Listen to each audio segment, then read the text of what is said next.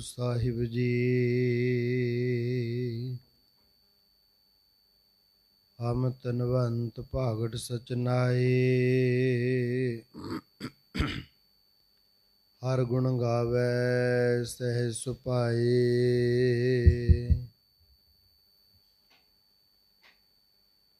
ਹਰ ਗੁਣ ਗਾਵੈ ਸਹਿਜ ਸੁਭਾਏ, ਪਿਉ ਦਾਦੇ ਕਾ ਖੋਲ ਡਿਠਾ ਖਜ਼ਾਨਾ। ਤਾ ਮੇਰੇ ਮਨ ਭਇਆ ਨਿਧਾਨਾ।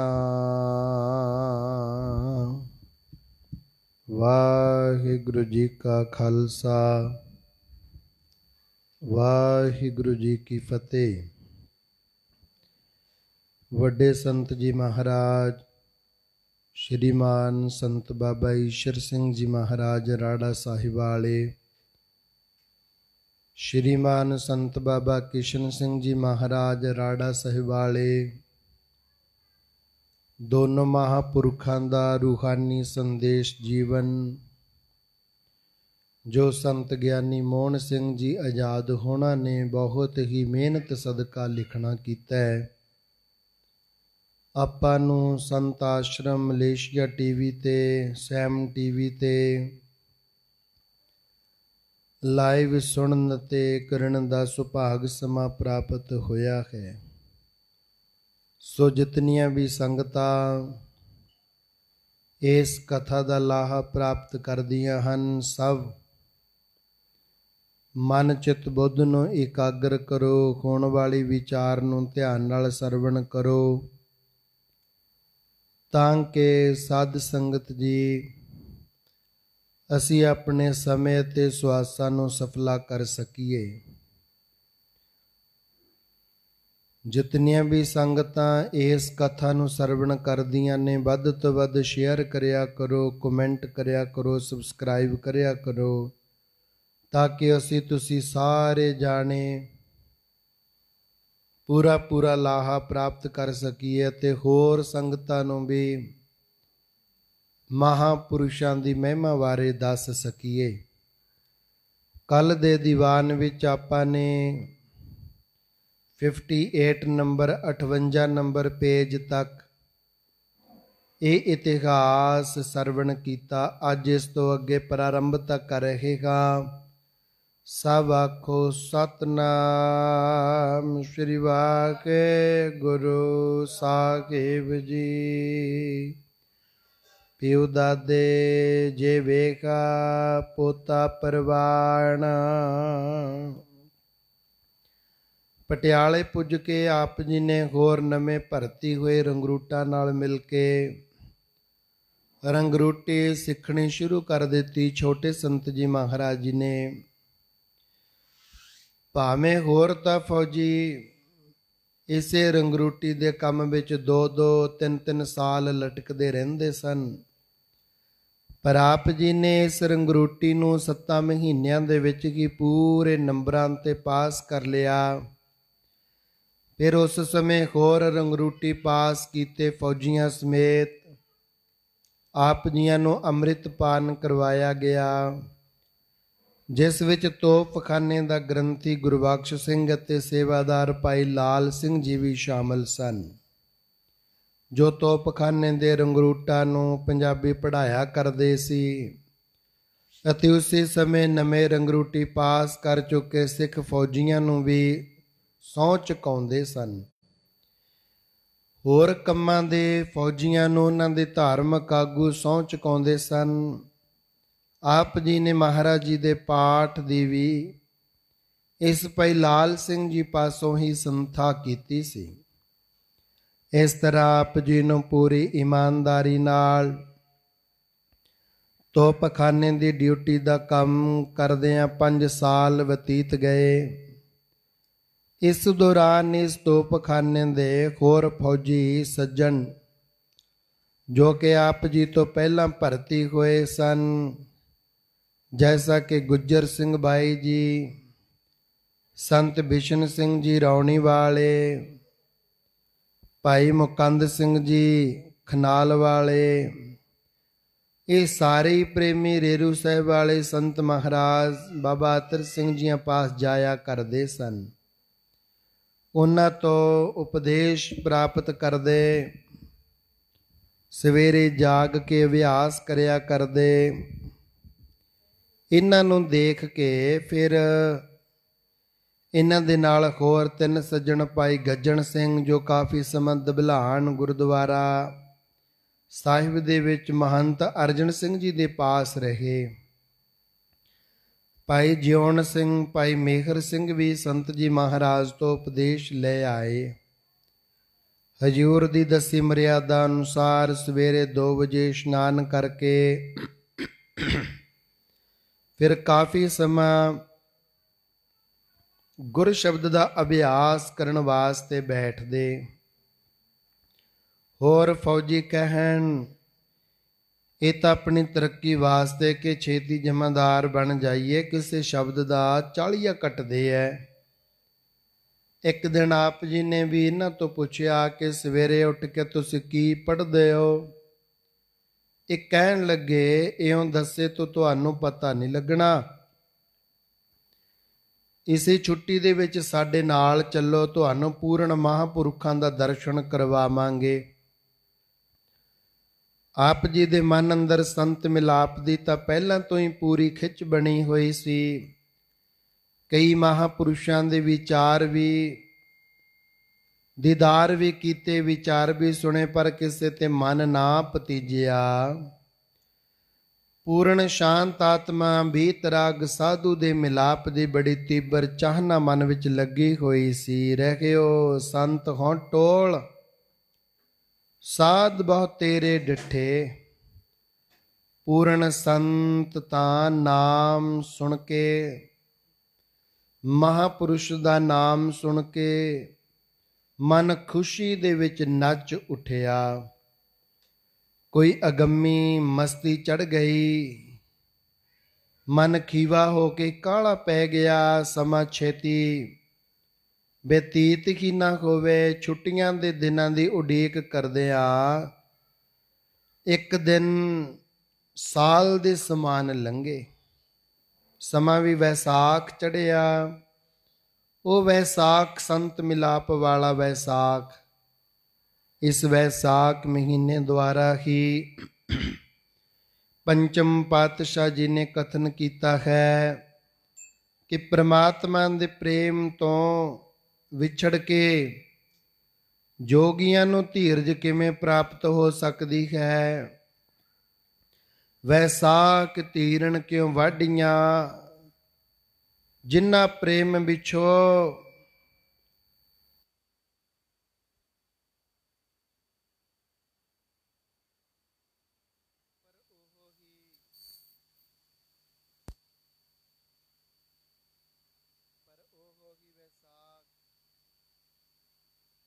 ਪਰ ਉਹ ਹੀ ਵੈਸਾਖ ਸੰਤ ਮਿਲਾਪ ਦੁਆਰਾ ਸੁਹਾਵਣਾ ਬਣ ਜਾਂਦਾ ਹੈ। 1978 ਬਿਕਰਮੀ ਦਾ ਵੈਸਾਖ ਆਇਆ। ਅੰਬਾਂ ਦਾ ਬੂਰ ਖਾ ਕੇ ਮਿੱਠੀ ਸੁਰ ਨਾਲ ਕੋਇਲਾਂ ਕੂਕਦੀਆਂ ਮਾਨੋ ਇਹ ਪੁਕਾਰ ਰਹੀਆਂ ਸਨ ਕਿ ਸੰਤ ਮਿਲਾਪ ਦਾ ਸੁਹਾਵਣਾ ਸਮਾਂ ਹੈ। ਮਨੁੱਖਾ ਜਨਮ ਅਮੋਲਕ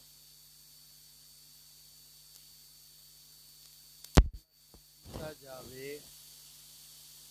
ਕਬੀਰ ਇਹੋ ਤਨ ਜਾਏਗਾ, ਕਬਨੇ ਮਾਰਗ ਲਾਏ, ਕਹਿ ਸੰਗਤ ਕਰ ਸਾਧ ਕੀ, ਕਹਿ ਹਰ ਕੀ ਗੁਣ ਗਾਏ। ਇਸੇ ਕੀ ਬੈਰਾਗ ਦੇ ਆਦ ਮੇਖ ਵਾਲੇ ਦਿਨ ਦੁਖ ਭੰਜਨ ਬੇਰੀ ਉੱਤੋਂ ਉਤਰ ਕੇ ਕੱਚੀ ਛੱਪੜੀ ਤੋਂ ਨਹਾ ਕੇ ਕਾਲਾ ਕਾਂ ਹੰਸ ਬਣਿਆ ਸੀ ਅਤੇ ਇਸੇ ਕਾਰਨ ਜੁਗਾਂ ਜੁਗਾਂ ਦਾ ਅਲੋਪ ਹੋਇਆ, ਅੰਮ੍ਰਿਤ ਸਰੋਵਰ ਪ੍ਰਗਟ ਹੋਇਆ।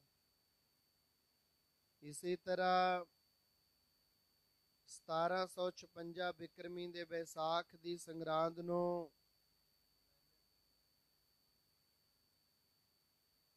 ਆਨੰਦਪੁਰ ਦੀ ਠੇਰੀ ਤੇ ਕਲਗੀਆਂ ਵਾਲੇ ਪਾਤਸ਼ਾਹ ਨੇ ਕੇਸਗੜ੍ਹ ਦੇ ਖੁੱਲੇ ਮੈਦਾਨ ਵਿੱਚ 5 ਸਿਰਾਂ ਦੀ ਮੰਗ ਕਰਕੇ ਅੰਮ੍ਰਿਤ ਦਾ ਬਾਟਾ ਤਿਆਰ ਕੀਤਾ ਅਤੇ ਖਾਲਸਾ ਪੰਥ ਸਾਜਿਆ।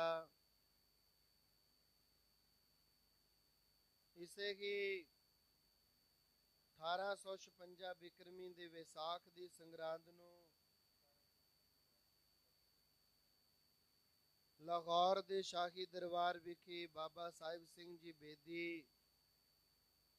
ਉਨੇ ਸਾਹਿਬ ਵਾਲਿਆਂ ਨੇ, ਜੋ ਗੁਰੂ ਨਾਨਕ ਦੇਵ ਜੀ ਦੀ ਸੰਤਾਨ ਵਿੱਚੋਂ 11ਵੀਂ ਜਗ੍ਹਾ ਤੇ ਸਨ, ਸ਼ੇਰੇ ਪੰਜਾਬ ਨੂੰ ਕੇਸਰ ਦਾ ਤਿਲਕ ਦੇ ਕੇ ਖਾਲਸਾ ਪੰਥ ਦੀ ਨੀਂਹ ਰੱਖੀ। ਉਹ ਖਾਲਸਾ ਪੰਥ ਤੇ ਖਾਲਸਾ ਰਾਜ ਦਾ ਜਨਮ ਦਾਤਾ ਵਿਸਾਖ ਕਈ ਜਨਮਾਂ ਦੇ ਇਕੱਠੇ ਤਤਿਖਿਆ ਕਰ ਰਹੇ ਪੂਰਨ ਬ੍ਰਹਮ ਗਿਆਨੀ ਮਹਾਪੁਰਸ਼ਾਂ ਦੀ ਮਿਲਾਪ ਦਾ ਨਿਮਿਤ ਬਣ ਕੇ ਅੱਗੇ ਆਇਆ।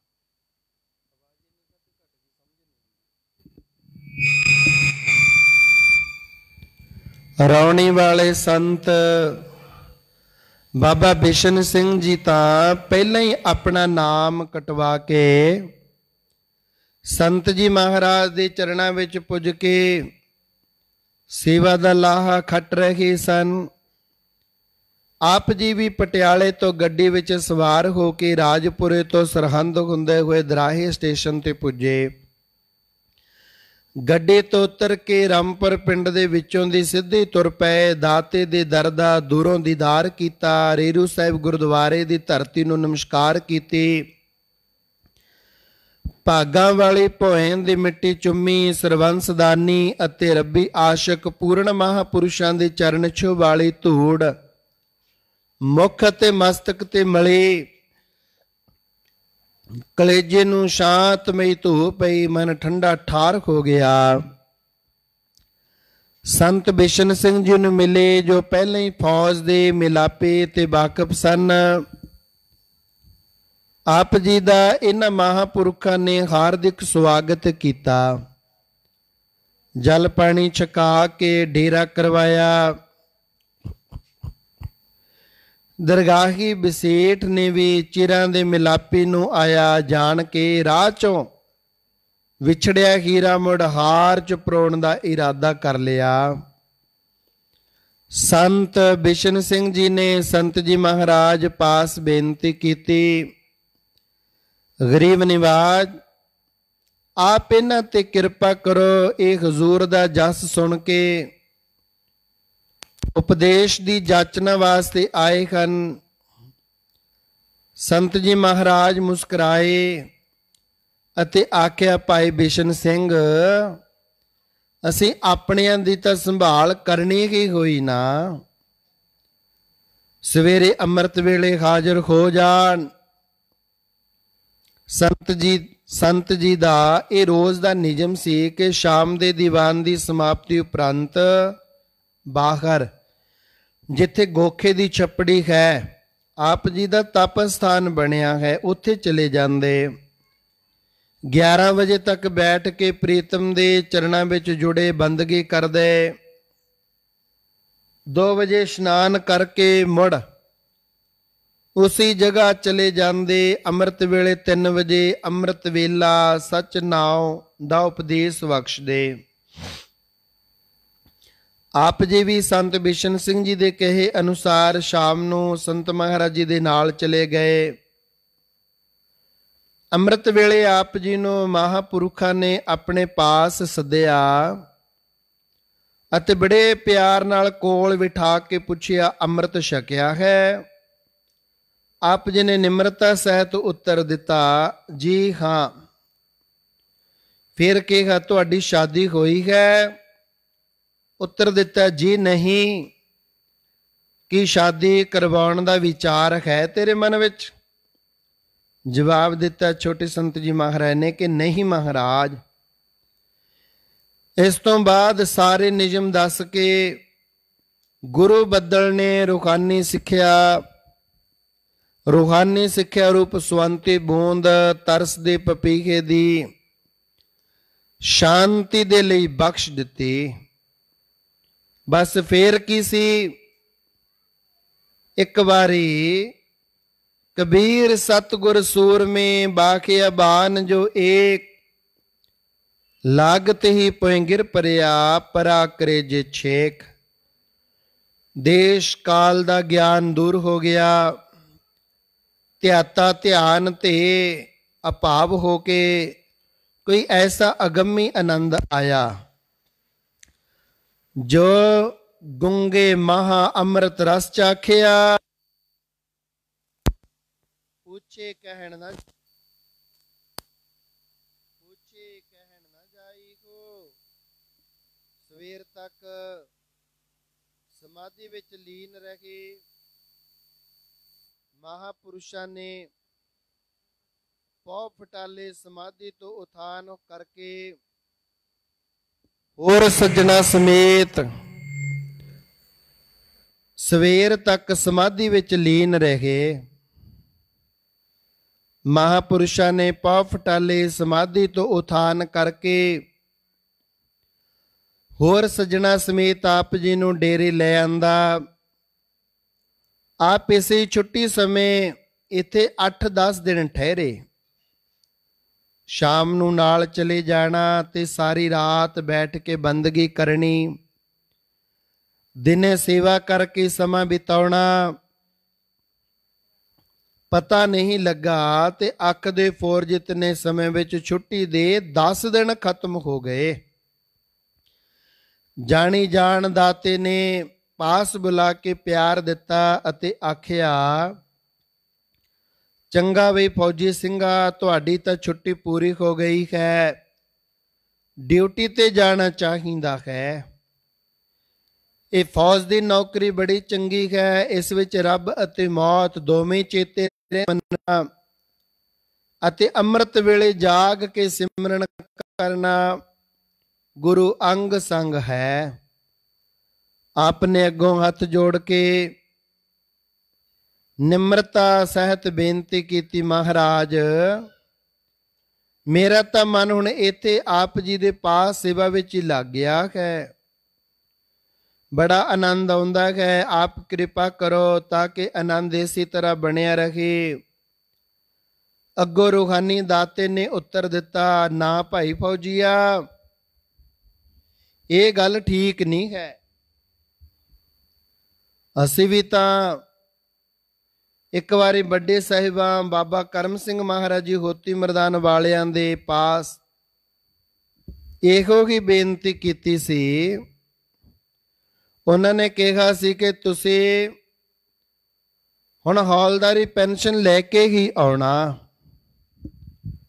ਪਹਿਲਾਂ ਆਪਣਾ ਨਾਮ ਨਹੀਂ ਕਟਵਾਉਣਾ, ਫਿਰ ਕਿਸੇ ਦਾ ਮੁਹਤਾਜ ਨਹੀਂ ਹੋਣਾ ਪਏਗਾ।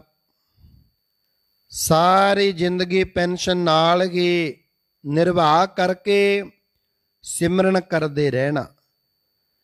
ਸੋ ਬਈ ਹੁਣ ਤੂੰ ਆਪਣੀ ਡਿਊਟੀ ਤੇ ਹਾਜ਼ਰ ਹੋ, ਇਹ ਤੇਰੀ ਸੇਵਾ ਵਾਲੀ ਮੰਗ ਵੀ ਪੂਰੀ ਹੋ ਜਾਵੇਗੀ। ਤੈਥੋਂ ਤਾਂ ਅਸਾਂ ਬਹੁਤ ਸੇਵਾ ਲੈਣੀ ਹੈ, ਤੁਸੀਂ ਤਾਂ ਇਤਨੀ ਸੇਵਾ ਕਰਵਾਉਣੀ ਹੈ ਕਿ ਦੇਖਣ ਵਾਲੇ ਲੋਕ ਵੀ ਹੈਰਾਨ ਹੋ ਜਾਇਆ ਕਰਨਗੇ ਤੇ ਆਖਣਗੇ ਇਹ ਆਦਮੀ ਹੈ ਜਾਂ ਕੋਈ ਫਰਿਸ਼ਤਾ, ਆਰਾਮ ਕਿਸ ਵੇਲੇ ਕਰਦਾ ਹੋਵੇਗਾ, ਇਤਨੀ ਸੇਵਾ ਕਰਦੇ ਹਨ। ਸੋ ਇਹ ਭਵਿੱਖਤ ਵਾਕ ਕਹਿ ਕੇ ਆਪ ਜੀ ਨੇ ਮੁੜ ਡਿਊਟੀ ਤੇ ਜਾਣ ਵਾਸਤੇ ਮਜਬੂਰ ਕੀਤਾ। ਫਿਰ ਆਪ ਜੀ ਨੇ ਮਹਾਪੁਰਸ਼ਾਂ ਦੇ ਹੁਕਮ ਅੱਗੇ ਸੀਸ ਝੁਕਾ ਦਿੱਤਾ। ਆਗਿਆ ਪਾ ਕੇ ਅਸ਼ਟਾਂਗ ਡੰਡੌਤ ਕਰਕੇ ਮੁੜ ਦੁਰਾਹੇ ਤੋਂ ਗੱਡੀ ਬੈਠ ਕੇ ਨੌਕਰੀ ਤੇ ਪਟਿਆਲੇ ਆ ਹਾਜ਼ਰ ਹੋਏ। ਹਰ ਰੋਜ਼ ਸਵੇਰੇ 2 ਵਜੇ ਇਸ਼ਨਾਨ ਕਰਕੇ ਦੱਸੇ ਹੋਏ ਗੁਰ ਸ਼ਬਦ ਦਾ ਅਭਿਆਸ ਕਰਨਾ, ਦਿਨੇ ਪਰੇਡ ਵਿੱਚ ਸ਼ਾਮਲ ਹੋਣਾ, ਬਾਕੀ ਦਾ ਸਾਰਾ ਸਮਾਂ ਨਿਤਨੇਮ ਪਾਠ ਤੇ ਗੁਰਦੁਆਰਾ ਸਾਹਿਬ ਦੀ ਸੇਵਾ ਵਿੱਚ ਬਤੀਤ ਕਰਨਾ। ਸ਼ੁਰੂ ਤੋਂ ਹੀ ਆਪ ਜੀ ਫੌਜ ਵਿੱਚ ਭਰਤੀ ਹੋਏ। ਗੁਰੂ ਘਰ ਨਾਲ ਅਤਿਅੰਤ ਪਿਆਰ ਸੀ। ਜਦੋਂ ਵੀ ਕਿਸੇ ਨੇ ਲੱਭਣਾ ਹੋਵੇ ਗੁਰਦੁਆਰੇ ਹੀ ਲੱਭਦੇ ਭਾਲਦੇ ਅਤੇ ਗੁਰਬਾਣੀ ਦਾ ਪਾਠ ਕਰਦੇ ਹੀ ਸੰਤ ਮਹਾਰਾਜ ਮਿਲਦੇ। ਤੋਪਖਾਨੇ ਵਾਲੇ ਕੀਰਤਨੀਏ ਜਥੇ ਦੇ ਆਪ ਮੁਖੀ ਸਨ। ਜਦੋਂ ਵੀ ਕਿਸੇ ਦੇ ਘਰ ਪਾਠ ਦਾ ਭੋਗ ਪੈਣਾ ਜਾਂ ਆਸਾ ਦੀ ਵਾਰ ਦਾ ਕੀਰਤਨ ਕਰਨਾ ਜਾਂ ਆਨੰਦ ਕਾਰਜਾਂ ਦੇ ਸਮੇਂ ਜਾਣਾ ਤਾਂ ਸਰਕਾਰੀ ਦਫ਼ਤਰ ਵੱਲੋਂ ਆਪ ਜੀ ਦਾ ਜਥਾ ਪਹਿਲੇ ਨੰਬਰ ਤੇ ਹੋਇਆ ਕਰਦਾ। ਹਰੇਕ ਐਤਵਾਰ ਅਤੇ ਮਾਹਵਾਰੀ ਸੰਗਰਾਂਦ ਦਾ ਦੀਵਾਨ ਗੁਰਦੁਆਰਾ ਸਾਹਿਬ ਬੜੇ ਉਤਸ਼ਾਹ ਨਾਲ ਸਜਾਉਂਦੇ। ਹੋਰ ਵੀ ਦੂਰ ਨੇੜੇ ਆਪ ਕੀਰਤਨੀਏ ਜਥੇ ਨਾਲ ਜਾਇਆ ਕਰਦੇ ਅਤੇ ਫੌਜ ਵਿੱਚ ਆਪ ਜੀ ਦੀ ਸ਼ੁਰੂ ਤੋਂ ਹੀ ਚੰਗੀ ਇੱਜ਼ਤ ਬਣੀ ਹੋਈ ਸੀ। ਸਾਰੇ ਅਫਸਰ ਵੀ ਅਤਿਅੰਤ ਸਤਿਕਾਰ ਕਰਿਆ ਕਰਦੇ। ਪਹਿਲੀ ਉਮਰ ਵਿੱਚ ਸੰਤ ਮਿਲਾਪ। ਅਜੇ ਆਪ ਜੀ ਆਪਣੇ ਨਗਰ ਮਸੀਤਾਂ ਪਿੰਡ ਹੀ ਸਨ।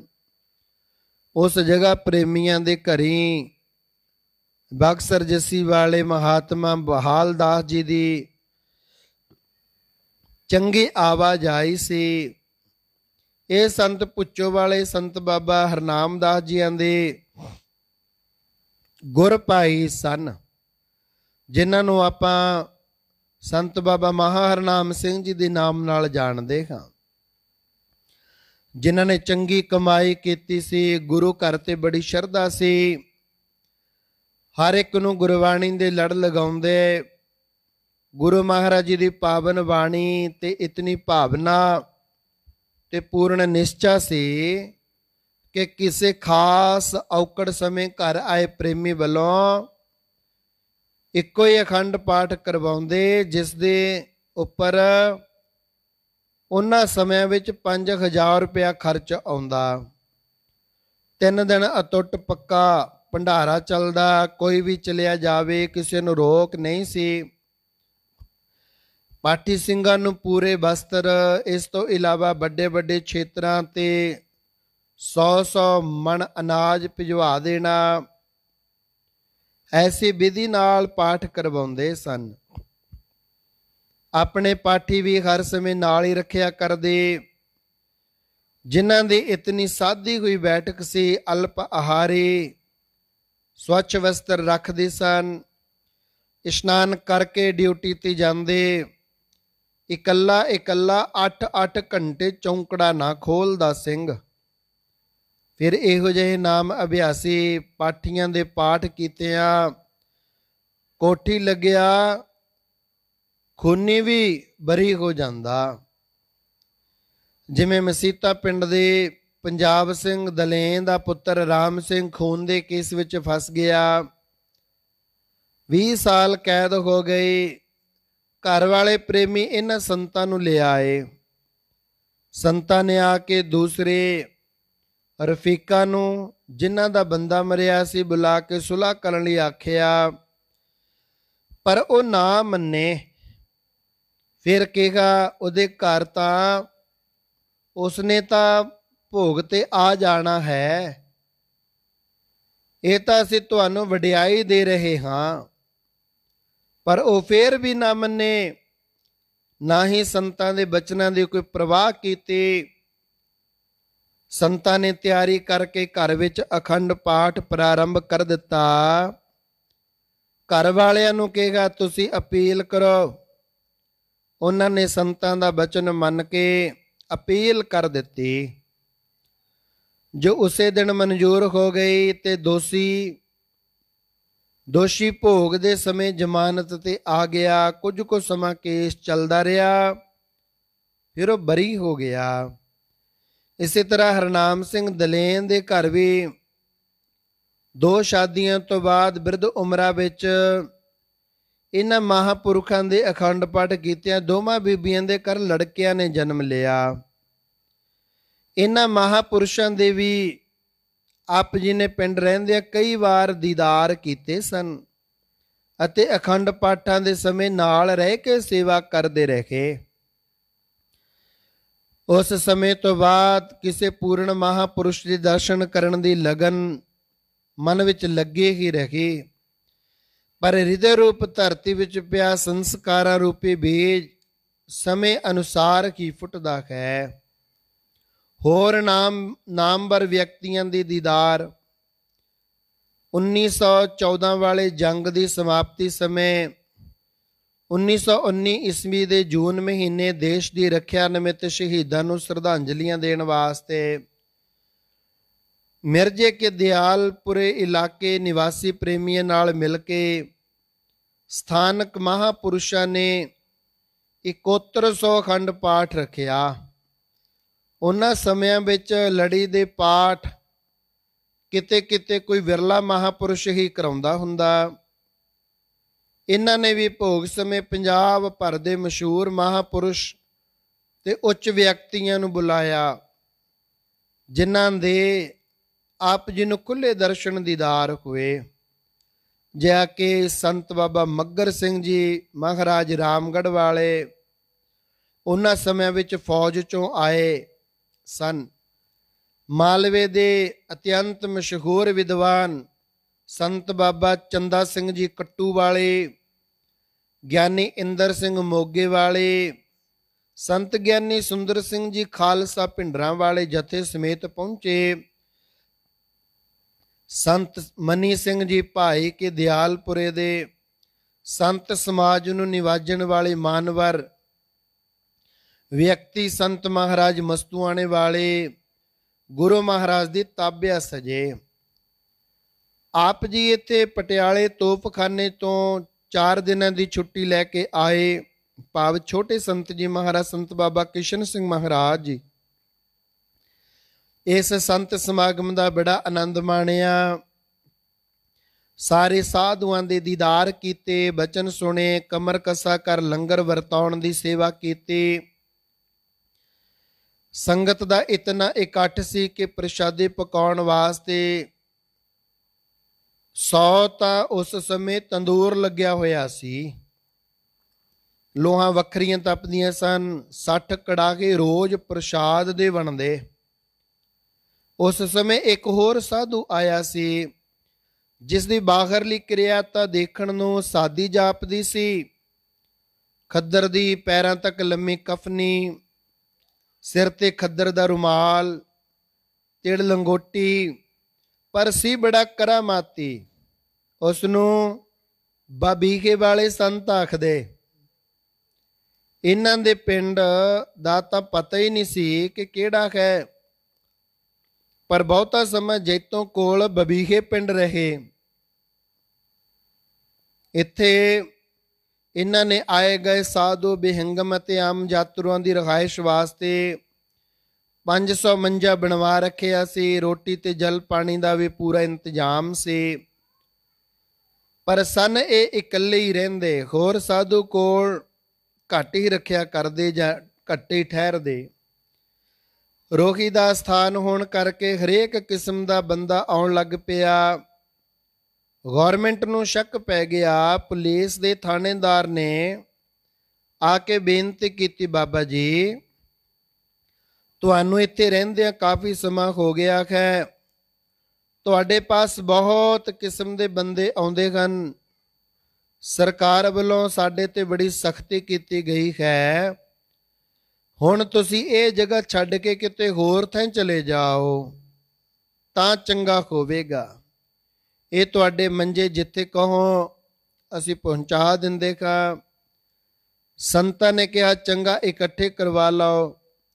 ਜਦੋਂ ਸਾਰੇ ਮੰਜੇ ਇਕੱਠੇ ਹੋ ਗਏ ਤਾਂ ਇਹਨਾਂ ਨੇ ਤੀਲੀ ਲਾ ਕੇ ਅੱਗ ਲਾਤੀ। ਅਸਥਾਨ ਦਾ ਸਮਾਨ ਵੀ ਵਿੱਚ ਹੀ ਸੁੱਟ ਦਿੱਤਾ। ਆਪ ਬੇਪਰਵਾਹੀ ਨਾਲ ਅੱਗੇ ਚੱਲ ਪਏ। ਕਈ ਜਗ੍ਹਾ ਤੇ ਵਿਚਰਦੇ ਹੋਏ ਉਹ ਵੀ ਇੱਥੇ ਆਏ ਹੋਏ ਸਨ। ਇਹਨਾਂ ਨੇ ਇਸ ਸਥਾਨ ਤੋਂ ਕਾਫੀ ਦੂਰ ਬਾਹਰ ਹੀ ਰਿਹਾਇਸ਼ ਰੱਖੀ ਸੀ। ਮੌਸਮ ਗਰਮੀ ਦਾ ਸੀ, ਜਿਸ ਕਰਕੇ ਪਾਣੀ ਦੀ ਬੜੀ ਲੋੜ ਸੀ। ਵੱਡੇ ਵੱਡੇ ਸੇਠ, ਸ਼ਾਹੂਕਾਰ ਇਹਨਾਂ ਦੇ ਸੇਵਕ ਸਨ, ਜਿਨ੍ਹਾਂ ਤੋਂ ਨਲਕੇ ਲਗਵਾਏ ਅਤੇ ਉਹ ਖੰਡਾਂ ਦੀਆਂ ਬੋਰੀਆਂ ਭੇਜਿਆ ਕਰਦੇ। ਇਹ ਸ਼ਰਬਤ ਬਣਾ ਕਰਕੇ ਸਭਨਾਂ ਨੂੰ ਪਿਲਾਈ ਜਾਂਦੇ। ਇਕੱਠ ਵਧੇਰੇ ਹੋਣ ਲੱਗ ਪਿਆ। ਕਈਆਂ ਨੇ ਸੇਠਾਂ ਨੂੰ ਸ਼ੱਕ ਪਾ ਕੇ ਡਰਾ ਦਿੱਤਾ ਕਿ ਤੁਸੀਂ ਇਹਨਾਂ ਨੂੰ ਖੰਡ ਭੇਜਦੇ ਹੋ, ਇਹਨਾਂ ਦੇ ਪਾਸ ਤਾਂ ਡਾਕੂ, ਚੋਰ ਤੇ ਬਦਮਾਸ਼ ਲੋਕ ਆਉਂਦੇ ਐ, ਗੌਰਮੈਂਟ ਤੁਹਾਨੂੰ ਤੰਗ ਕਰੇਗੀ। ਇਹਨਾਂ ਸੇਠ ਸ਼ਾਹੂਕਾਰਾਂ ਨੇ ਡਰ ਕੇ ਖੰਡ ਭੇਜਣੀ ਬੰਦ ਕਰ ਦਿੱਤੀ। ਸੰਤਾਂ ਨੂੰ ਪਤਾ ਲੱਗ ਗਿਆ ਤੇ ਆਖਣ ਲੱਗੇ, ਕੋਈ ਗੱਲ ਨਹੀਂ, ਪਹਿਲਾਂ ਵਾਂਗ ਹੀ ਨਲਕੇ ਚੋਂ ਗੇੜ ਕੇ ਪਾਣੀ ਦੇ ਕੜਾਹੇ ਭਰ ਕੇ ਪਿਲਾਈ ਜਾਵੋ, ਆਪਣੇ ਆਪ ਪਾਣੀ ਮਿੱਠਾ ਹੋ ਜਾਵੇਗਾ। ਇਹ ਉਹਨਾਂ ਸੰਤਾਂ ਦੀ ਪ੍ਰਤੱਖ ਸ਼ਕਤੀ ਦੇਖਣ ਵਿੱਚ ਆਈ। ਕਈ ਹਜ਼ਾਰ ਪ੍ਰੇਮੀਆਂ ਦਾ ਇਕੱਠ ਸੀ। ਸਭਨਾਂ ਨੇ ਦੇਖਿਆ ਨਲਕੇ ਦਾ ਪਾਣੀ ਸ਼ਰਬਤ ਬਣ ਕੇ ਕੜਾਹੇ ਵਿੱਚ ਡਿੱਗ ਰਿਹਾ ਸੀ। ਜੇਠ ਦਾ ਮਹੀਨਾ, ਪਾਣੀ ਦੀ ਬੜੀ ਲੋੜ ਸੀ। ਸੰਗਤਾਂ ਛਕਦੀਆਂ ਗਈਆਂ। ਛੋਟੇ ਸੰਤ ਜੀ ਮਹਾਰਾਜ ਦੱਸਦੇ ਸਨ, ਅਸੀਂ ਆਪ ਨਲਕਾ ਗੇੜਦੇ ਰਹੇ ਸਾਂ। ਇਸੇ ਤਰ੍ਹਾਂ ਵਰਿਆਂ ਵਾਲੇ ਸੰਤ ਸਾਹਿਬ ਦਾਸ ਜੀ ਉਦਾਸੀ ਮਹਾਂਪੁਰਸ਼ਾਂ ਦਾ ਪਟਿਆਲੇ ਗਿਆਨ ਦੀਦਾਰ ਕੀਤਾ, ਜੋ ਬੜੇ ਉੱਗੇ ਤੇ ਕਰਨੀ ਵਾਲੇ ਸ਼ਕਤੀਸ਼ਾਲੀ ਸਾਧੂ ਸਨ। ਇਹਨਾਂ ਦੀ ਪ੍ਰਤੱਖ ਕਰਾਮਾਤ ਦਾ ਸਦਕਾ ਮੰਗਵਾਲ ਤੇ ਹੋਰ ਕਈ ਥਾਈਂ ਘਿਓ ਦੀਆਂ ਜੋਤਾਂ ਜਗਦੀਆਂ ਹਨ। ਇਸ ਸਮੇਂ ਪਟਿਆਲੇ ਸ਼ਹਿਰ ਵਿੱਚ ਬੜੇ ਚੰਗੇ ਮਹਾਤਮਾ ਨਿਵਾਸ ਰੱਖਦੇ ਸਨ, ਜਿਹਾ ਕਿ ਬਾਬਾ ਧਿਆਨਦਾਸ, ਸੋਹਣਦਾਸ, ਸਾਹਿਬਦਾਸ, ਸੰਤੋਖ ਦਾਸ। ਇਹ ਸਾਰੇ ਉਦਾਸੀ ਮਹਾਤਮਾ ਬੜੀ ਚੰਗੀ ਕਰਨੀ ਕਮਾਈ ਦੇ ਮਾਲਕ ਸਨ। ਇਹ ਭੀਖੀ ਪਿੰਡ ਦਾ ਜੋ ਮਾਨਸਾ ਦੇ ਪਾਸ ਭੀਖੀ ਹੈ, ਪ੍ਰੇਮਦਾਸ ਉਦਾਸੀ ਮਹਾਤਮਾ ਵੀ ਇੱਥੇ ਪਟਿਆਲੇ ਵਿੱਚ ਆ ਜਾਇਆ ਕਰਦੇ। ਆਪ ਜੀ ਦਾ ਸਾਰਿਆਂ ਸੰਤਾਂ ਦੇ ਪਾਸ ਆਉਣਾ ਜਾਣਾ ਸੀ। ਸੇਵਾ ਕਰਦੇ, ਬਚਨ ਸੁਣਦੇ, ਇਹ ਉਹਨਾਂ ਦੀਆਂ ਖੁਸ਼ੀਆਂ ਪ੍ਰਾਪਤ ਕਰਿਆ ਕਰਦੇ। ਕਈ ਵਾਰ ਬੀਤਰਾਗ ਮਹਾਂ ਤਪਸਵੀ ਮਸਤਾਨੀ ਸਾਧੂ ਬਾਬਾ ਬੀਰਮਦਾਸ ਬਧੌਚੀ ਵਾਲਿਆਂ ਦੇ ਦਰਸ਼ਨ ਕਰਨ ਦਾ ਮੌਕਾ ਮਿਲਿਆ, ਬਚਨ ਵੀ ਸਰਵਣ ਕੀਤੇ। ਰੇਰੂ ਸਾਹਿਬ ਦੇ ਦਰਸ਼ਨਾਂ ਨੂੰ ਆਉਂਦਿਆਂ ਲੁਧਿਆਣੇ ਵਾਲੇ ਸੰਤ ਬਾਬਾ ਬਾਣਵੱਟਾ ਮਸਤਾਨਾ ਸਾਧੂ, ਜੋ ਉਸ ਸਮੇਂ ਬੜਾ ਮਸ਼ਹੂਰ ਸੀ, ਉਹਦੇ ਵੀ ਆਪ ਜੀ ਨੂੰ ਦਰਸ਼ਨ ਹੋਏ। ਕਿਉਂਕਿ ਉਪਦੇਸ਼ ਲਏ ਤੋਂ ਬਾਅਦ ਆਪ ਜੀ ਬਹੁਤ ਵਾਰੀ ਛੁੱਟੀਆਂ ਦਾ ਸਾਰਾ ਸਮਾਂ ਰੇਰੂ ਸਾਹਿਬੀ ਮਹਾਂਪੁਰਸ਼ਾਂ ਦੇ ਚਰਨਾਂ 'ਚ ਬਤੀਤ ਕਰਿਆ ਕਰਦੇ। ਤੋਪਖਾਨੇ ਦੇ ਸਾਰੇ ਸਿੰਘ, ਸਾਰੇ ਸਿੱਖ ਫੌਜੀ ਜੋ ਬਾਬਾ ਜੀ ਦੇ ਉਪਦੇਸ਼ੀ ਸਨ, ਧਾਰਮਿਕ ਫੰਡ ਲਈ 1-1 ਰੁਪਏ ਜਾਂ 2-2 ਰੁਪਏ ਮਹੀਨਾ ਆਪਣੀ ਤਨਖਾਹ ਅਨੁਸਾਰ ਦਸਵੰਧ ਜਮ੍ਹਾਂ ਕਰਾਉਂਦੇ, ਜਿਸ ਦੀ ਕਾਫੀ ਰਕਮ ਬਣ ਜਾਂਦੀ। ਉਸਦੇ ਆਪ ਜੀ ਹੀ ਖਜ਼ਾਨਚੀ ਹੋਇਆ ਕਰਦੇ। ਸਾਰਿਆਂ ਦੀ ਸਲਾਹ ਨਾਲ ਇਸ ਮਾਇਆ ਨੂੰ ਕਿਸੇ ਨੇਕ ਕੰਮ ਤੇ ਖਰਚ ਕਰਦੇ। ਇਸੇ ਫੰਡ ਵਿੱਚੋਂ ਇੱਕ ਕਮਰਾ ਰੇਰੂ ਸਾਹਿਬ ਪਟਿਆਲੇ ਦੀ ਸੰਗਤ ਦੇ ਆਰਾਮ ਲਈ ਬਣਵਾਇਆ ਗਿਆ ਅਤੇ ਇੱਕ ਬਾਹਰ ਗੁਫਾ ਵਿੱਚ ਵੀ ਕਮਰਾ ਤਿਆਰ ਕਰਵਾਇਆ ਗਿਆ। ਇੱਕ ਸੰਤ ਬਾਬਾ ਅਤਰ ਸਿੰਘ ਮਹਾਰਾਜ ਜੀ ਦੀ ਅਸਵਾਰੀ ਲਈ ਕਢਾਣੀ ਕਲਾਂ ਤੋਂ ਘੋੜੀ ਖਰੀਦ ਕੇ ਭੇਟਾ ਕੀਤੀ ਗਈ। ਬਾਅਦ ਵਿੱਚ ਜਿਸ ਦੀ ਸੇਵਾ ਕਰਨ ਦਾ ਆਪ ਜੀ ਨੂੰ ਹੀ ਸੁਭਾਗ ਪ੍ਰਾਪਤ ਹੋਇਆ। ਹੋਰ 4 ਕਮਰੇ ਤੇ ਦੁਰਾਹੇਵਾਲ ਦੀ ਡਿਊਟੀ ਵੀ ਪਟਿਆਲੇ ਵਾਲੀ ਸੰਗਤ ਵੱਲੋਂ ਬਣਾਈ ਗਈ।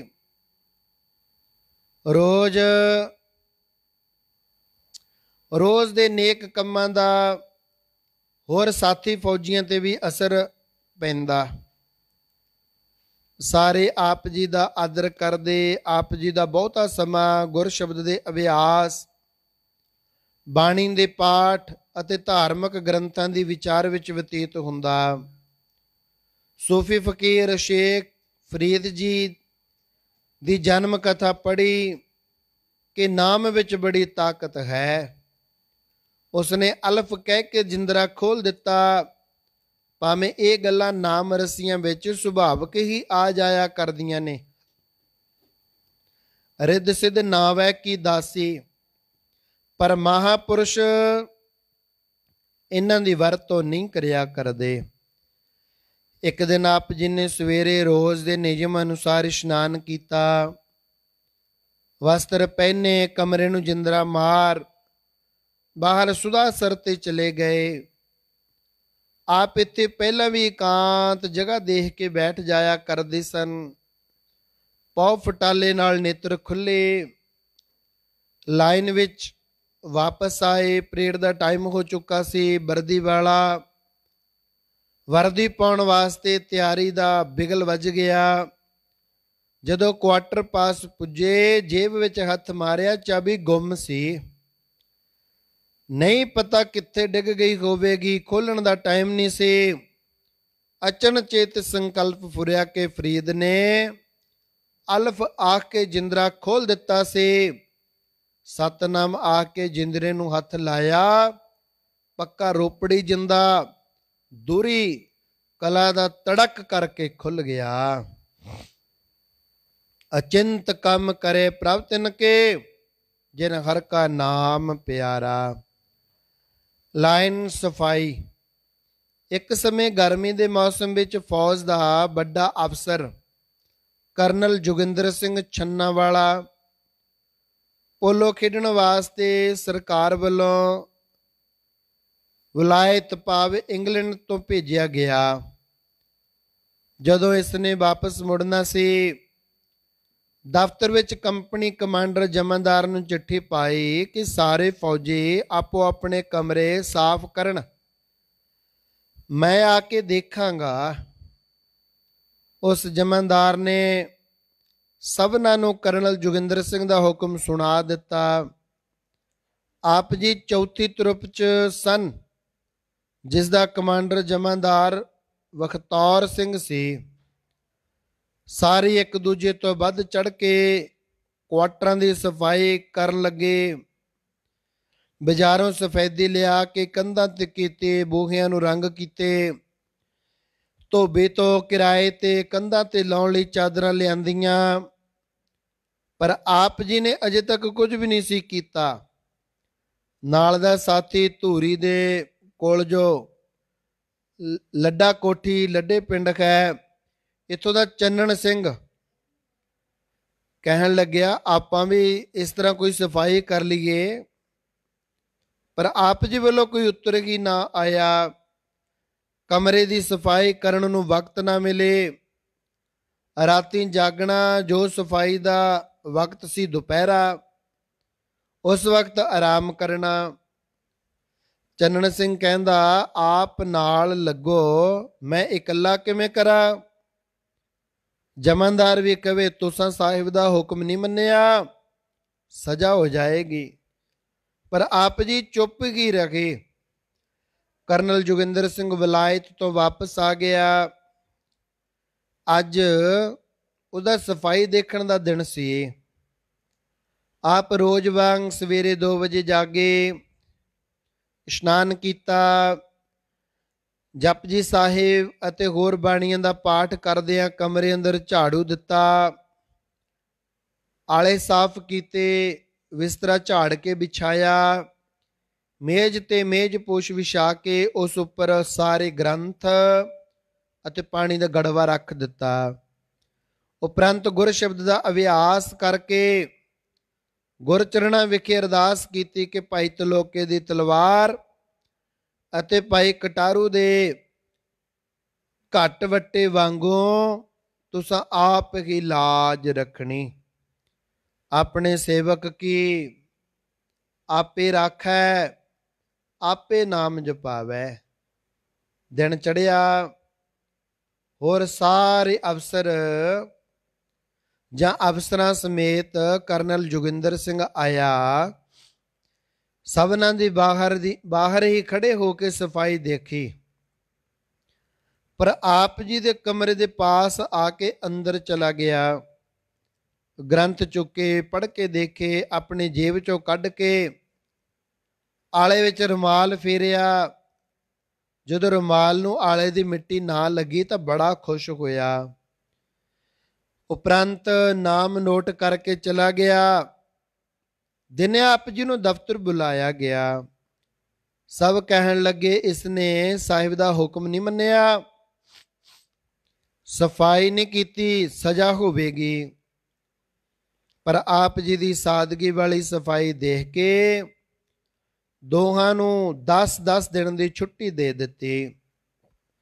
ਦੂਜਿਆਂ ਨੂੰ ਝਾੜਾਂ ਅਤੇ ਡਾਂਟਾਂ ਪਈਆਂ ਕਿ ਤੁਹਾਡੇ ਪਾਸ ਦਿਖਾਵਾ ਬਹੁਤਾ ਹੈ, ਅਮਲੀ ਜੀਵਨ ਘੱਟ ਹੈ। ਗੌਰਮੈਂਟ ਦੇ ਕੁਆਟਰ ਸਨ, ਆਪੇ ਸਰਕਾਰ ਕਲੀ ਜਾਂ ਸਫੈਦੀ ਕਰਵਾਉਂਦੀ, ਤੁਸੀਂ ਕਿਉਂ ਪੈਸੇ ਖਰਚ ਕੀਤੇ?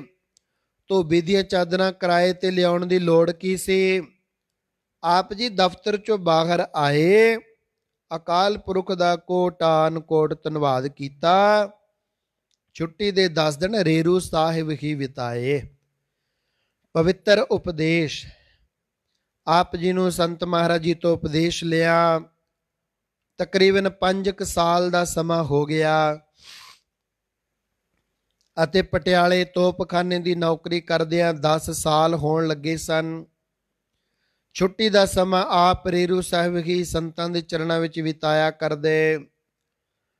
ਛੁੱਟੀ ਵੀ ਉਸ ਸਮੇਂ ਲੈਣੀ ਜਦੋਂ ਗੁਰਦੁਆਰੇ ਸਾਹਿਬ ਸੇਵਾ ਹੋਣੀ, ਕਣਕਾਂ ਦੀ ਵਢਾਈ ਤੇ ਮੱਕੀਆਂ ਦੀ ਗੁਡਾਈ ਦੇ ਟਾਈਮ ਗੁਰੂ ਕੇ ਲੰਗਰ ਦੀ ਸੇਵਾ, ਜਾਂ ਗੁਰਦੁਆਰੇ ਸਾਹਿਬ ਦੀ ਖੇਤੀ ਕਰਾਉਣੀ, ਜਾਂ ਵਿਹਲੇ ਸਮੇਂ ਸੰਤ ਮਰ ਦੀ ਘੋੜੀ ਦੀ ਸੇਵਾ ਸੰਭਾਲ ਕਰਨੀ, ਉਹਦੀ ਮਾਲਿਸ਼ ਕਰਨੀ, ਦਾਣਾ ਚਾਰਨਾ, ਪੱਠੇ ਪਾਉਣੇ। ਘੋੜੀ ਦਾ ਵੀ ਆਪ ਜੀ ਨਾਲ ਅਤਿਅੰਤ ਹਿੱਤ ਵੱਧ ਗਿਆ। ਦੋਹਰੇ ਦੇਖ ਕੇ ਹਣਕਣ ਲੱਗ ਪੈਂਦੇ, ਧਰਤੀ ਤੇ ਪੌੜ ਮਾਰਦੀ। ਸੰਤ ਜੀ ਮਹਾਰਾਜ ਅਸਵਾਰੀ ਕਰਨ ਸਮੇਂ ਘੋੜੀ ਦਾ ਸਰੀਰ ਸਾਫ਼ ਸੁਥਰਾ ਤੇ ਮਾਲਿਸ਼ ਨਾਲ ਚਮਕਾਇਆ ਕਰਦੇ। ਚਮਕਾਇਆ ਦੇਖ ਕੇ ਅਤੀ ਪ੍ਰਸੰਨ ਹੋ ਜਾਂਦੇ। ਉਸ ਸਮੇਂ ਸਾਰੇ ਫੌਜੀਆਂ ਨੂੰ ਇਕੱਠਿਆਂ ਵੇਖ ਕੇ ਇਹ ਉਪਦੇਸ਼ ਕਰਦੇ ਕਿ ਗੁਰਮੁਖੋ, ਗੁਰਸਿੱਖੋ, ਸਫਾਈ ਵਿੱਚ ਖੁਦਾਈ ਹੈ। ਜਿਵੇਂ ਸਾਫ਼ ਕੱਪੜਾ, ਸਾਫ਼ ਥਾਂ, ਸਾਫ਼ ਸਰੀਰ ਹਰ ਇੱਕ ਨੂੰ ਚੰਗਾ ਲੱਗਦਾ ਹੈ, ਇਸੇ ਤਰ੍ਹਾਂ ਸਾਫ਼ ਮਨ ਵਾਲਾ ਗੁਰਮੁਖ ਹੀ ਪਰਮੇਸ਼ਰ ਨੂੰ ਚੰਗਾ ਲੱਗਦਾ ਹੈ, ਭਾ ਜਾਂਦਾ ਹੈ, ਕਿਉਂਕਿ ਉਸ ਥਾਂ ਤੇ ਆਪ ਪਰਿਪੂਰਨ ਪਰਮੇਸ਼ਰ ਨੇ ਸਜਣਾ, ਬੈਠਣਾ, ਵਾਸਾ ਕਰਨਾ ਹੁੰਦਾ ਹੈ। ਜਿੱਥੇ ਜਗ੍ਹਾ ਦੀ ਸਫਾਈ ਨਹੀਂ, ਕਮਰਾ ਗੰਦਾ ਹੈ ਜਾਂ ਕੂੜਾ ਕਰਕਟ ਖਿੰਡਿਆ ਹੈ, ਬਿਸਤਰਾ ਮੈਲਾ ਹੈ, ਦਰੀ ਚਾਦਰ ਵਿੱਚ ਵੱਟ ਪਏ ਹੋਏ ਹਨ, ਉੱਥੇ ਕਿਸੇ ਵੀ ਸਫਾਈ ਪਸੰਦ ਮਨੁੱਖ ਦਾ ਰਹਿਣ ਨੂੰ ਜੀ ਨਹੀਂ ਕਰਦਾ। ਤਿਵੇਂ ਹੀ ਪਰਮੇਸ਼ਰ ਵੀ ਸਵੱਛ ਹਿਰਦੇ ਵਿੱਚ ਪ੍ਰਗਟ ਹੋਇਆ ਕਰਦਾ ਹੈ। ਨੌਕਰੀ ਦਾ ਤਿਆਗ। ਹਜ਼ੂਰ ਦੀ ਪਾਵਨ ਰਸਨਾ ਤੋਂ ਇਸ ਪ੍ਰਕਾਰ ਦੇ ਕਲਿਆਣ ਦਾਇਕ ਪ੍ਰਵਚਨ ਸੁਣ ਕੇ ਸਾਰਿਆਂ ਦੇ ਮਨ ਦਰਵੀਭੂਤ ਹੋ ਗਏ।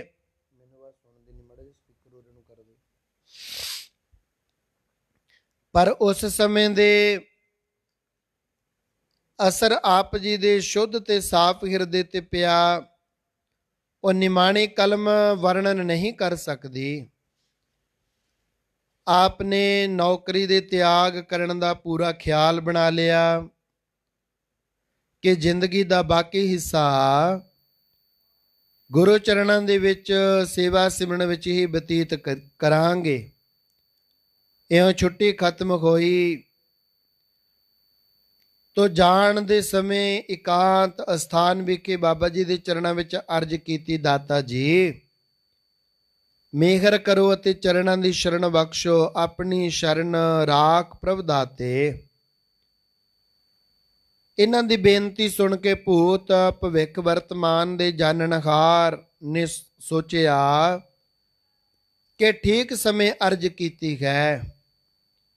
ਦੋਵੇਂ ਮਹਾਂਪੁਰਖਾਂ ਦੇ ਮਿਲਾਪ ਦਾ ਟਾਈਮ ਆ ਗਿਆ।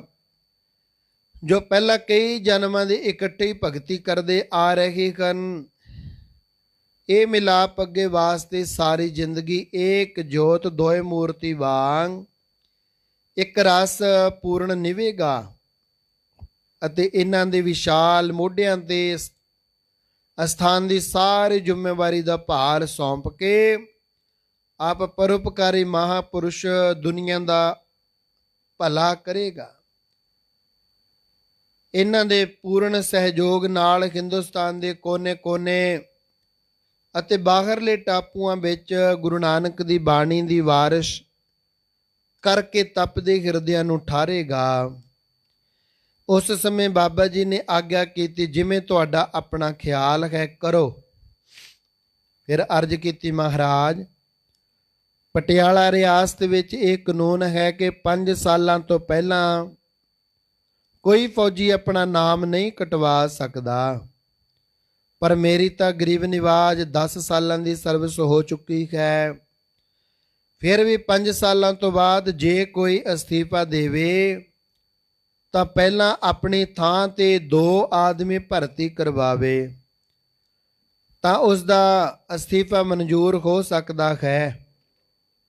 ਇਹ ਮੇਰੇ ਵਾਸਤੇ ਬੜੀ ਮੁਸ਼ਕਲ ਆ ਬਣੀ ਹੈ। ਸੰਤ ਜੀ ਮਹਾਰਾਜ ਨੇ ਹੁਕਮ ਕੀਤਾ, ਕੋਈ ਗੱਲ ਨਹੀਂ, ਸਭ ਕੁਝ ਠੀਕ ਹੋ ਜਾਵੇਗਾ। ਤੁਸੀਂ ਕਿਸੇ ਸਮੇਂ ਆਪਣੇ ਅਫਸਰ ਜਮਾਂਦਾਰ ਨੂੰ ਇੱਥੇ ਸਾਡੇ ਪਾਸ ਲੈ ਆਉਣਾ, ਅਸੀਂ ਉਸ ਨੂੰ ਆਖ ਦੇਵਾਂਗੇ, ਫਿਰ ਉਹ ਆਪੇ ਤੁਹਾਡੀ ਥਾਂ ਤੇ 2 ਰੰਗਰੂਟ ਦੇ ਕੇ ਅਸਤੀਫਾ ਮਨਜ਼ੂਰ ਕਰਵਾ ਦੇਵੇਗਾ। ਉਸ ਸਮੇਂ ਆਪ ਜੀ ਨੇ 7 ਵਚਨ ਆਖ ਕੇ ਚਰਨਾਂ ਤੇ ਨਮਸਕਾਰ ਕੀਤੀ ਤੇ ਆਗਿਆ ਪਾ ਕੇ ਪਟਿਆਲੇ ਆਪਣੀ ਡਿਊਟੀ ਤੇ ਹਾਜ਼ਰ ਹੋਏ। ਪਟਿਆਲਾ ਸਰਕਾਰ ਵੱਲੋਂ ਤੋਪਖਾਨੇ ਦੇ ਸਾਰੇ ਫੌਜੀਆਂ ਨੂੰ ਛੋਟੇ ਸਾਹਿਬਜ਼ਾਦਿਆਂ ਦੀ ਸ਼ਹੀਦੀ ਦੇ ਦਿਨਾਂ ਵਿੱਚ ਫਤਿਹਗੜ੍ਹ ਸਾਹਿਬ ਦੇ ਜੋੜ ਮੇਲੇ ਤੇ ਜਾਣ ਵਾਸਤੇ 3 ਦਿਨਾਂ ਦੀ ਛੁੱਟੀ ਮਿਲਿਆ ਕਰਦੀ। ਉਸ ਸਮੇਂ ਚਾਹੇ ਕੋਈ ਫਤਿਹਗੜ੍ਹ ਸਾਹਿਬ ਜੋੜ ਮੇਲੇ ਤੇ ਚਲਿਆ ਜਾਵੇ ਅਤੇ ਚਾਹੇ ਕੋਈ ਇਹਨਾਂ ਦਿਨਾਂ ਵਿੱਚ ਹੀ ਆਪਣੇ ਪਿੰਡ ਹੋ ਆਵੇ, ਆਪ ਜੀ ਤੇ ਹੋਰ ਸੰਤ ਮਹਾਰਾਜ ਦੇ ਉਪਦੇਸ਼ੀ ਤਾਂ ਫਤਿਹਗੜ੍ਹ ਸਾਹਿਬ ਹੀ ਜਾਇਆ ਕਰਦੇ। ਦਿਨੇ ਆਪਣੇ ਹੱਥੀਂ ਲੰਗਰ ਦੀ ਸੇਵਾ, ਰਾਤੀ ਪਹਿਰੇ ਦੀ ਸੇਵਾ ਕਰਨੀ, ਦੀਵਾਨ ਸੁਣਨੇ, ਵਾਪਸ ਆਉਂਦਿਆਂ ਰੇਰੂ ਸਾਹਿਬ ਦੇ ਦਰਸ਼ਨ ਵੀ ਜ਼ਰੂਰ ਕਰਨੇ। ਐਤਕੀ ਵੀ ਬਖਤੌਰ ਸਿੰਘ ਜਮਾਂਦਾਰ ਦੇ ਸਮੇਤ ਜੋ ਭਾਈਕੀਆਂ ਵਾਗੜੀਆਂ ਦੇ ਪਾਸ ਖੜਕ ਸਿੰਘ ਵਾਲੀਆਂ ਛੰਨਾਂ ਦਾ ਸੀ, ਜਿਸ ਦੇ ਨਾਲ ਉਸ ਦੀ ਬਿਰਧ ਮਾਤਾ ਵੀ ਸੀ ਅਤੇ ਹੋਰ ਵੀ ਫੌਜੀ ਸਿੰਘ ਸਨ, ਆਪ ਜੀ ਫਤਿਹਗੜ੍ਹ ਪੁੱਜੇ। 2 ਦਿਨ ਤੇ 2 ਰਾਤਾਂ ਦਰਸ਼ਨ ਮੇਲਾ ਕੀਤਾ। ਦੀਵਾਨ ਦੀ ਸਮਾਪਤੀ ਤੋਂ ਆਪ ਜੀ 30-32 ਸਾਥੀਆਂ ਸਮੇਤ ਰੇਰੂ ਸਾਹਿਬ ਜਾਣ ਨੂੰ ਤਿਆਰ ਹੋ ਗਏ। ਜਦੋਂ ਆਪ ਜੀ ਨੇ ਜਮਾਂਦਾਰ ਬਖਤੌਰ ਸਿੰਘ ਨੂੰ ਨਾਲ ਜਾਣ ਵਾਸਤੇ ਆਖਿਆ ਤਾਂ ਉਹ ਪਹਿਲਾਂ ਤਾਂ ਨਾ ਮੰਨੇ, ਪਰ ਜਦੋਂ ਉਹਨਾਂ ਦੀ ਬਿਰਧ ਮਾਤਾ ਨੂੰ ਪਤਾ ਲੱਗਾ ਤਾਂ ਉਸਨੇ ਆਪਣੇ ਪੁੱਤਰ ਬਖਤੌਰ ਸਿੰਘ ਜਮਾਂਦਾਰ ਨੂੰ ਵੀ ਨਾਲ ਤਿਆਰ ਕਰ ਲਿਆ ਕਿ ਚੱਲੋ ਪੁੱਤਰ, ਅਸੀਂ ਵੀ ਸੰਤਾਂ ਦੇ ਦਰਸ਼ਨ ਕਰ ਆਈਏ। ਮੇਰੀ ਬਿਰਧ ਉਮਰ ਹੁਣ ਤਾਂ ਨਦੀ ਕਿਨਾਰੇ ਰੁੱਖੜੇ ਵਾਂਗ ਹੈ। ਉਹਨਾਂ ਦੀ ਬੜੀ ਸਿਫਤ ਸਲਾਘਾ ਸੁਣੀ ਹੈ। ਪਟਿਆਲੇ ਦੇ ਬਹੁਤ ਸਾਰੇ ਫੌਜੀ ਹਰੇਕ ਮਹੀਨੇ ਉੱਥੇ ਜਾਂਦੇ ਐ। ਇਉਂ ਆਖ ਕੇ ਦੋਵੇਂ ਮਾਂ ਪੁੱਤ ਨਾਲ ਹੀ ਚੱਲ ਪਏ। ਸਾਰੇ ਸਰੀਰ ਸਰਹੰਦ ਤੋਂ ਗੱਡੀ ਬੈਠ ਕੇ ਦੁਰਾਹੇ ਆ ਉਤਰੇ। ਗੁਰਦੁਆਰੇ ਸਾਹਿਬ ਨੂੰ ਜਾਂਦਿਆਂ ਰਸਤੇ ਵਿੱਚ ਸੰਤਾਂ ਦੇ ਬਚਨ ਚੱਲੇ ਤਾਂ ਆਪ ਜੀ ਨੇ ਜਮਾਂਦਾਰ ਨੂੰ ਆਖਿਆ ਕਿ ਜੇਕਰ ਸੰਤ ਤੁਹਾਨੂੰ ਕੋਈ ਕੰਮ ਆਖਣ ਤਾਂ ਤੁਸੀਂ ਉਹਨਾਂ ਦਾ ਬਚਨ ਮੰਨ ਲੈਣਾ, ਨਾ ਨਹੀਂ ਕਰਨੀ। ਉਸਨੇ ਕਿਹਾ, ਮੈਂ ਤਾਂ ਪਹਿਲੀ ਵਾਰ ਹੀ ਦਰਸ਼ਨਾਂ ਨੂੰ ਜਾ ਰਿਹਾ ਹਾਂ, ਅਜੇ ਤੱਕ ਉਹਨਾਂ ਦਾ ਪੂਰਾ ਵਾਕਿਫ ਵੀ ਨਹੀਂ ਹਾਂ। ਖਬਰੇ ਕੀ ਕੰਮ ਦੱਸਣ ਮੰਨਣ ਵਾਲਾ ਹੋਵੇ ਜਾਂ ਨਾ। ਤਾਂ ਆਪ ਜੀ ਨੇ ਕਿਹਾ, ਉਹ ਮੇਰੇ ਅਸਤੀਫੇ ਬਾਬਤ ਹੀ ਤੁਹਾਨੂੰ ਆਖਣਗੇ। ਮੈਨੂੰ ਆਪਣੀ ਘੋੜੀ ਦੀ ਸੇਵਾ ਵਾਸਤੇ ਚਰਨਾਂ ਵਿੱਚ ਰੱਖਣਾ ਚਾਹੁੰਦੇ ਨੇ।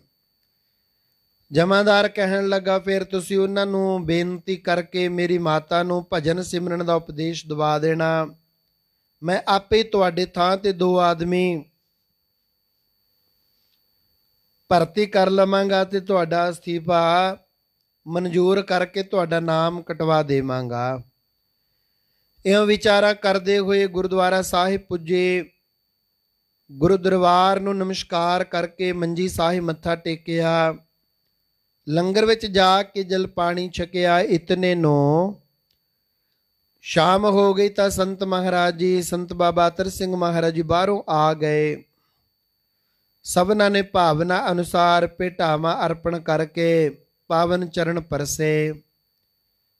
ਸਾਦਾ ਲਿਵਾਸ, ਨੂਰਾਨੀ ਚਿਹਰਾ ਤੱਕ ਕੇ ਜਮਾਦਾਰ ਤਾਂ ਉਸ ਸਮੇਂ ਹੀ ਪੂਰਨ ਸ਼ਰਧਾਲੂ ਬਣ ਗਿਆ, ਕਿਉਂਕਿ ਉਸ ਦਾ ਤਪਦਾ ਮਨ ਤਤਛਣ ਸ਼ਾਂਤ ਹੋ ਗਿਆ।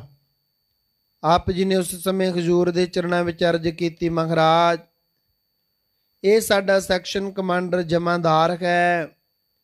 ਤਾਂ ਬਾਬਾ ਜੀ ਨੇ ਕਹਿਣਾ ਕੀਤਾ, ਜਮਾਦਾਰ ਸਾਹਿਬ ਸਾਡਾ ਇੱਕ ਕੰਮ ਕਰੋ, ਸਾਨੂੰ ਘੋੜੀ ਵਾਸਤੇ ਸੇਵਾਦਾਰ ਦੀ ਜ਼ਰੂਰਤ ਹੈ ਅਤੇ ਇਹਨਾਂ ਦਾ ਵੀ ਇੱਥੇ ਰਹਿ ਕੇ ਸੇਵਾ ਕਰਨ ਦਾ ਤੀਬਰ ਖਿਆਲ ਹੈ, ਸੋ ਬਈ ਇਹਨਾਂ ਦਾ ਅਸਤੀਫਾ ਮਨਜ਼ੂਰ ਕਰਵਾ ਦੇ। ਤਾਂ ਜਮਾਦਾਰ ਨੇ ਹੱਥ ਜੋੜ ਕੇ ਆਖਿਆ, ਸਤਿਵਚਨ ਮਹਾਰਾਜ ਜੀ। ਆਪ ਜੀ ਨੇ ਬੇਨਤੀ ਕੀਤੀ, ਮਹਾਰਾਜ ਇਹ ਕਹਿੰਦੇ ਹਨ ਕਿ ਸੰਤ ਜੀ ਮਹਾਰਾਜ ਕਿਰਪਾ ਕਰਕੇ ਮੇਰੀ ਮਾਤਾ ਨੂੰ ਉਪਦੇਸ਼ ਬਖਸ਼ ਦੇਣ। ਮੈਂ ਆਪਣੇ ਵੱਲੋਂ ਸਿਫਾਰਿਸ਼ ਕਰਕੇ ਕਿ ਇਹਨਾਂ ਨੂੰ ਘਰ ਵਿੱਚ ਜ਼ਰੂਰੀ ਕੰਮ ਹੈ ਅਤੇ 2 ਆਦਮੀ ਵੀ ਆਪਣੇ ਵੱਲੋਂ ਦੇ ਕੇ ਅਸਤੀਫਾ ਮਨਜ਼ੂਰ ਕਰਵਾ ਦੇਵੇਗਾ। ਸ੍ਰੀ ਹਜ਼ੂਰ ਕਹਿਣ ਲੱਗੇ, ਇਸ ਨੇ ਅੰਮ੍ਰਿਤ ਛਕਿਆ ਹੈ, ਕਿਉਂਕਿ ਆਪ ਜੀ ਪਹਿਲਾਂ ਅੰਮ੍ਰਿਤ ਛਕਾਇਆ ਕਰਦੇ ਫਿਰ ਉਪਦੇਸ਼ ਬਖਸ਼ਿਆ ਕਰਦੇ। ਇਸ ਨੇ ਅਰਜ਼ ਕੀਤੀ, ਹਾਂ ਮਹਾਰਾਜ ਅੰਮ੍ਰਿਤ ਤਾਂ ਛਕਿਆ ਹੈ। ਤਾਂ ਹੁਕਮ ਕੀਤਾ, ਸਵੇਰੇ ਸਵਖਤੇ ਨਾਲ ਲੈ ਕੇ ਆਉਣਾ। ਦੂਜੇ ਦਿਨ ਅੰਮ੍ਰਿਤ ਵੇਲੇ ਇਸ ਮਾਤਾ ਤੇ ਹੋਰ ਨਵੇਂ ਆਏ ਪ੍ਰੇਮੀਆਂ ਨੂੰ ਨਾਮ ਦਾਨ ਦੀ ਬਖਸ਼ਿਸ਼ ਕੀਤੀ। ਫਿਰ ਸਾਰੇ ਹੀ ਬਾਬਾ ਜੀ ਦੀ ਆਗਿਆ ਪਾ ਕੇ ਵਾਪਸ ਪਟਿਆਲੇ ਚਲੇ ਗਏ। ਜਮਾਦਾਰ ਨੇ ਉਸ ਸਮੇਂ ਆਪਣੇ ਅੰਦਰੋਂ ਆਪਣੇ ਨਗਰੋਂ ਰੰਗਰੂਟ ਭਰਤੀ ਕਰਵਾ ਦਿੱਤੇ। ਇੱਕ ਰੂੜ ਸਿੰਘ ਤੇ ਇੱਕ ਹੋਰ ਪ੍ਰੇਮੀ ਨੂੰ ਆਪ ਵੀ ਪੂਰੀ ਸਿਫਾਰਿਸ਼ ਕੀਤੀ ਕਿ ਇਹਨਾਂ ਨੂੰ ਜ਼ਰੂਰੀ ਕੰਮ ਹੈ, ਅਸਤੀਫਾ ਮਨਜ਼ੂਰ ਕੀਤਾ ਜਾਵੇ। ਇਹ ਸਰਕਾਰੀ ਕਾਨੂੰਨ ਅਨੁਸਾਰ ਆਪਣੀ ਥਾਂ 2 ਆਦਮੀ ਦੇ ਚੁੱਕੇ ਹਨ ਅਤੇ 10 ਸਾਲ ਦੀ ਸਰਵਿਸ ਹੋ ਚੁੱਕੀ ਹੈ। ਉਨੀ ਦਿਨੀ ਗਰਮੀ ਦੇ ਮੌਸਮ ਵਿੱਚ ਦਫ਼ਤਰ ਸ਼ਿਮਲੇ ਚਲਿਆ ਜਾਂਦਾ, ਸਰਦੀਆਂ ਵਿੱਚ ਹੇਠਾਂ ਆ ਜਾਇਆ ਕਰਦੇ। ਇਉਂ ਅਸਤੀਫੇ ਵਾਲੇ ਕਾਗਜ਼ 4 ਕੁ ਮਹੀਨੇ ਘੁੰਮ ਘੁਮਾ ਕੇ ਅਸਤੀਫਾ ਮਨਜ਼ੂਰ ਹੋ ਗਿਆ। 1983 ਬਿਕਰਮੀ ਸੰਮਤ ਦੇ ਚੜ੍ਹਦੇ ਜੇਠ ਆਪ ਪੱਕੇ ਗੁਰਚਰਨਾਂ ਵਿੱਚ ਆ ਕੇ ਜੋ ਗੁਰ ਸੇਵਾ ਤਪਾ ਸਿਰ ਤਪਸਾਰ ਹੈ ਉਹ ਸੰਭਾਲ ਲਈ। ਹਜ਼ੂਰ ਦੀ ਘੋੜੀ ਵੀ ਆਪ ਜੀ ਨੂੰ ਵੇਖ ਕੇ ਇਉਂ ਮਿਲੀ ਜਿਵੇਂ ਕੋਈ ਪੁਰਾਣਾ ਮਿੱਤਰ ਇੱਕ ਦੂਜੇ ਨੂੰ ਵੇਖ ਕੇ ਪ੍ਰਸੰਨ ਹੁੰਦਾ ਹੈ। ਫਿਰ ਆਪ ਜੀ ਸੰਤ ਜੀ ਮਹਾਰਾਜ ਦੀ ਜੋਤੀ ਜੋਤ ਸਮਾਉਣ ਤੱਕ ਉਹਨਾਂ ਦੇ ਚਰਨਾਂ ਵਿੱਚ ਹੀ ਸੇਵਾ ਕਰਦੇ ਰਹੇ ਅਤੇ ਇਸੇ ਸਾਲ ਦੁਸ਼ਹਿਰੇ ਨੂੰ ਆਪ ਨੇ ਬਾਬਾ ਜੀ ਨਾਲ ਖਜੂਰ ਸਾਹਿਬ ਤੇ ਹੋਰ ਗੁਰਧਾਮਾਂ ਦੀ ਯਾਤਰਾ ਕੀਤੀ।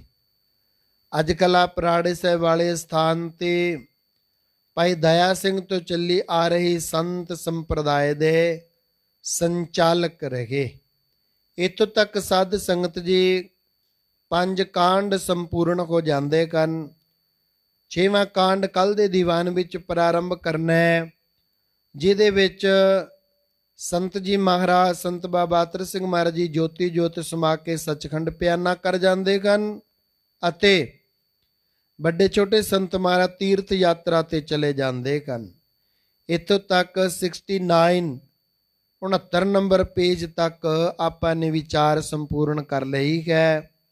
69 ਦੀਆਂ ਲਾਸਟ ਲਾਈਨਾਂ ਤੋਂ ਸ਼ੁਰੂ ਕਰਕੇ ਕੱਲ ਨੂੰ ਕਿੱਥੇ ਕਿੱਥੇ ਤੱਕ ਆਪ ਜੀ ਨੇ ਯਾਤਰਾ ਕੀਤੀ, ਕਿਹੋ ਜਿਹੇ ਬੰਦਗੀ ਵਾਲੇ ਮਹਾਂਪੁਰਸ਼ਾਂ ਨੂੰ ਮਿਲੇ, 5 ਤਖਤਾਂ ਤੇ ਕਿਵੇਂ ਕਿਵੇਂ ਗਏ, ਕਿਵੇਂ ਸੰਗਤਾਂ ਦਾ ਭਲਾ ਕਰਨਾ ਸ਼ੁਰੂ ਕੀਤਾ, ਫਿਰ ਰਾੜਾ ਸਾਹਿਬ ਦੀ ਢੱਕੀ ਨੂੰ ਭਾਗ ਕਿਵੇਂ ਲਗਾਏ, ਇਸ ਦੀ ਵਿਚਾਰ ਆਪਾਂ ਕੱਲ ਦੇ ਦੀਵਾਨ ਵਿੱਚ ਕਰਾਂਗੇ। ਬੋਲਦਿਆਂ ਵਿਚਾਰਦਿਆਂ ਹੋਈਆਂ ਗਲਤੀਆਂ ਮਾਫ ਕਰਨੀਆਂ। ਸਾਰੀਆਂ ਸੰਗਤਾਂ ਇਸ ਕਥਾ ਨੂੰ ਵੱਧ ਤੋਂ ਵੱਧ ਸਬਸਕ੍ਰਾਈਬ ਕਰਿਆ ਕਰੋ ਜੀ, ਕਮੈਂਟ ਕਰਿਆ ਕਰੋ, ਲਾਈਕ ਕਰਿਆ ਕਰੋ, ਵੱਧ ਤੋਂ ਵੱਧ ਸ਼ੇਅਰ ਕਰਿਆ ਕਰੋ। ਸਾਧ ਸੰਗਤ ਜੀ ਫੇਸਬੁੱਕ ਤੇ ਪੇਜ 3-4 ਪੇਜ ਬਣੇ ਹੋਏ ਹਨ। ਇੱਕ ਭਾਈ ਪ੍ਰਿਤਪਾਲ ਸਿੰਘ ਜੀ, ਇੱਕ ਸੰਤ ਪ੍ਰਿਤਪਾਲ ਸਿੰਘ ਜੀ ਖਾਲਸਾ, ਇੱਕ ਸੰਤ ਆਸ਼ਰਮ ਕਣਗਸ ਮਲੇਸ਼ੀਆ ਵਾਲੇ ਪੇਜ, ਜਿਹਦੇ ਤੇ ਅੱਜ ਲਾਈਵ ਹੋ ਰਹੀ ਹੈ ਇਹ ਕਥਾ। ਔਰ YouTube ਦੇ 2 ਚੈਨਲ ਹਨ। ਇੱਕ ਚੈਨਲ ਹੈ ਸੰਤ ਆਸ਼ਰਮ ਮਲੇਸ਼ੀਆ ਵਾਲੇ TV ਚੈਨਲ ਔਰ ਇੱਕ ਸੈਮ TV ਚੈਨਲ ਹੈ। ਦੋਨਾਂ ਤੇ ਸਬਸਕ੍ਰਾਈਬ ਕਰਕੇ ਕਥਾ ਦਾ ਵੱਧ ਤੋਂ ਵੱਧ ਲਾਹਾ ਪ੍ਰਾਪਤ ਕਰੋ। ਬੁਲਾਓ ਫਤਿਹ, ਪਾਓ ਫਤਿਹ, ਆਖੋ ਵਾਹਿਗੁਰੂ ਜੀ ਕਾ ਖਾਲਸਾ, ਵਾਹਿਗੁਰੂ।